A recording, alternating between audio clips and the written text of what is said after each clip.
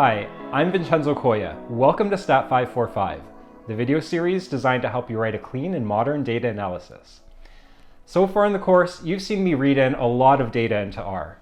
Now it's finally time for us to look into seeing how you can read data into R and how you can write data to file. The first type of task is to read and write what's called a delimited file. And delimited files are a really great way of storing rectangular data such as tibbles to a file. So we're talking about files here, not an actual tibble that's stored in R. Here's an example of the Penguins dataset as a CSV file. Each row goes on a new line, and columns are separated by commas. The first row is usually reserved for column names, but not always. In fact, CSV stands for comma-separated value because commas separate the values within a row. And in this case, a comma is what's called a delimiter because a delimiter is the thing that separates values in a row. Here's an example of that same Penguins dataset as a TSV. It's almost the same file, except now a tab is being used to separate values instead of a comma. Hence TSV for tab-separated values. And a TSV is said to be delimited by a tab, whereas a CSV is said to be delimited by a comma. The great thing about delimited files like CSV and TSV is that they're easily read by a computer, and they're pretty easily read by humans as well. And the reason for this is that delimited files are just plain text files that show exactly the information that they contain. For example, here's the Penguins CSV file that we saw earlier in RStudio. But because it's a plain text file, I can open this file using any plain text editor. In this case, let's use TextEdit, which is the default Mac text editor. Here you can see that it's just a plain text file, and I can easily make changes to the file as well. Besides being easy to read by both computers and humans, delimited files aren't specific to R, which means you can port them to any language you want, like Python or MATLAB or anything else. So if you really can't tell, delimited files are the way that you should be storing your data ideally, if you can. Okay, so we know what delimited files are, but how on earth do we read them into R? And how do we write them to file afterwards? Well, as you can probably guess, there is an R package that helps us do this in a tidy way. It's called readr, and it is part of the tidyverse package. To load a CSV file, just use read_CSV. The function outputs a tibble, so you should store the output as a new variable. As a more general alternative, you could also use the read_delim function. Just indicate that the delimiter is a comma. By the way, just indicating the file name here probably won't work for you. We'll see a better method shortly. There's also a base R version called read.csv, but its defaults aren't as nice as the tidyverse version. For one, it outputs a data frame and not a tibble. You'll also need to know how to do the opposite, namely writing a tibble to an external delimited file. And you might want to do this after, for example, cleaning a dataset or maybe writing some model output to file. In this case, use the write_CSV function, or in general, the write_delim function. Just specify your tibble or data frame in the first argument, and for now, we'll just put the file name we want to make in the second argument. So the second type of task is something that you should always do, and that's to use relative paths. So by now you might be wondering, gee, I wish there was just an option under the file menu, maybe like a load data option. So I can just click it and then navigate to the data and then open it up. Well, let me tell you, that's a big no-no. Because if you do that, think about it. Every time you go to run your script, you're going to have to reload that data every single time. And never mind the complications of having to send your script off to somebody else and have them load the data. And just think about it. What happens if you have lots of data that you need to load in? That's going to be very cumbersome.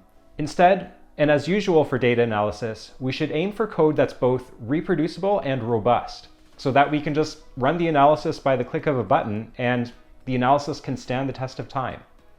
And to do this, we need to be deliberate about something called a path. The reality is, just specifying a file name in functions like read_CSV won't always work and isn't robust.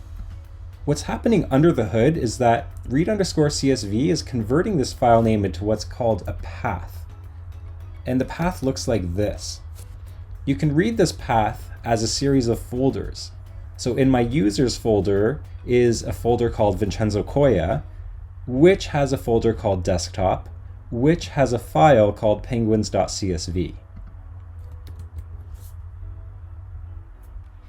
This is called an absolute path because navigation begins at the root of your computer. And this is not a reproducible way of operating because if you move that project to somebody else's computer, or if you move it to somewhere else on your computer, all of those absolute directories are going to be different and going to need to be updated. Instead, use RStudio projects in addition to the here package. Here, I've made a folder containing a mock data analysis. I have an R folder containing my R scripts, an output folder containing output for later, and a data folder containing various data files. Let's make the My Project folder an R project through RStudio. I already have a folder made, so I'll just select existing directory.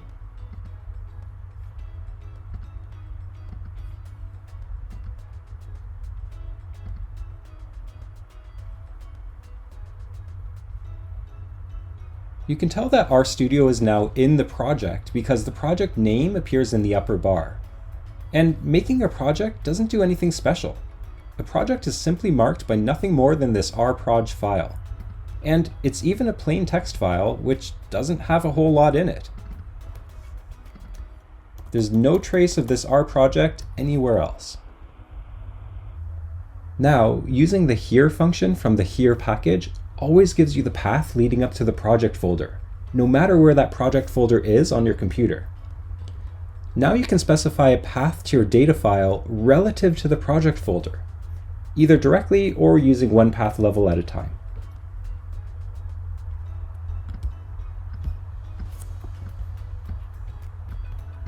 You might have heard of other options like meddling with your working directory, but this still is not a reproducible and robust way of working. The here function, on the other hand, is robust because you can move files around within your project and your code is still going to work. The third type of task is to read data from a spreadsheet. So if you happen to have data that's stored in a spreadsheet like Google Sheets or Microsoft Excel, there are a couple ways that you can go about loading that data into R. My favorite option is to just export your data as a CSV file, and then you can just use read_CSV to read the data into R. Your second option is to directly load the spreadsheet file into R using a specialized R package if one exists. For example, for Microsoft Excel, there's an R package called readExcel, and for Google Sheets, there's an R package called Google Sheets 4. By way of demonstration, let's see how the readExcel package works. You can just use the read_Excel function like you would the read_CSV function.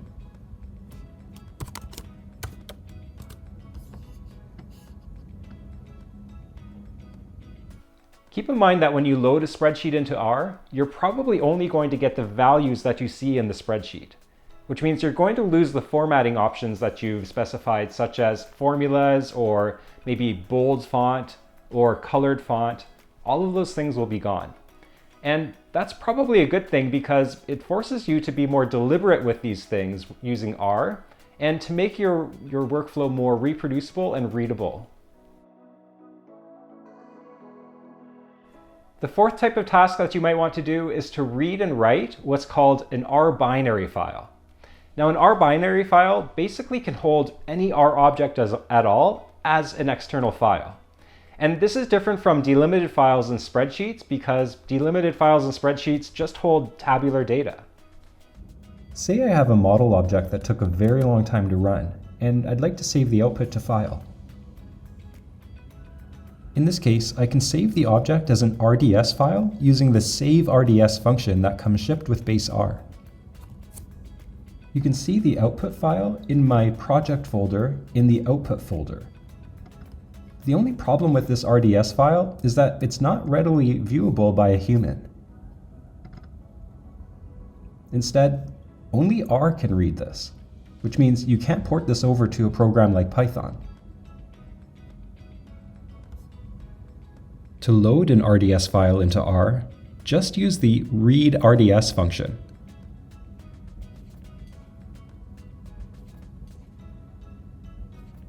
Aside from the benefit of being able to store any R object, R binary files have the added advantage that they tend to take up less space than delimited files.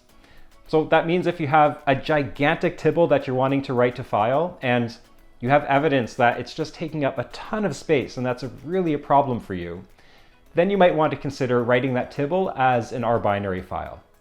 Just be mindful that humans can't read these binary files very easily, and that is a big downfall. Well, that's it for today, and that should get you pretty far when it comes to reading and writing data. To summarize the 4 main tasks: first, read and write delimited files whenever possible. Second, always use relative paths. Third, read from a spreadsheet. And fourth, read and write R binary files. I hope you enjoyed today's episode. As always, tune in next class, this time where we end part A of this video series. Don't forget to subscribe to this channel so that you can stay up to date with more data analysis goodies.